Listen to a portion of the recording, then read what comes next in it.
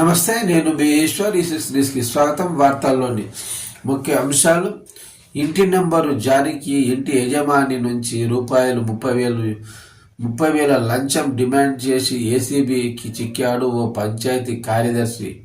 Medak zonal ACB DSP Sudarshan వెల్లడించారు. వివరాల ప్రకారం గతంలో ఐలాపూర్ గ్రామ పంచాయతీ కార్యదర్శిగా పనిచేసిన సచిన్ కుమార్ గ్రామానికి చెందిన స్వర్ణలత అనే మహిళ ఇంటికి గాను ఇంటి నంబర్ కోసం పంచాయతీ కార్యదర్శి సచిన్ 30,000 రూపాయలు డిమాండ్ చేశారు. అయితే బాధితురాలు మొదట దఫాలో 10,000 చెల్లించారు. మరో దఫాలో చెల్లిస్తానని హామీ ఇచ్చారు.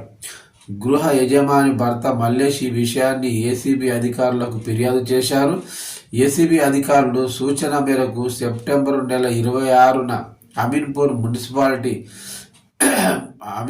మున్సిపాలిటీ పరిధిలోని రాఘవేంద్ర హోటల్కు పంచాయతీ కార్యదర్శిని పిలిపించి బేరసారాలు ఆడగా చివరకు 15,000 ఇవ్వమని తేల్చి చెప్పాడు.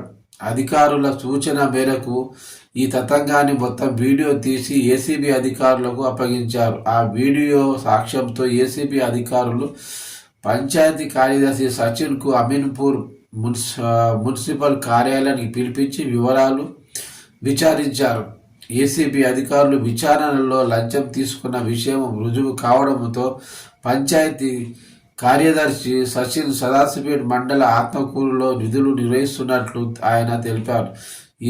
ఈ విచారణలో ఏసీబీ ఇన్స్పెక్టర్ రమేష్ వెంకటేశ్వర్లతో పాటు పలువురు ఏసీబీ అధికారులు సిబ్బంది పాల్గొన్నారు.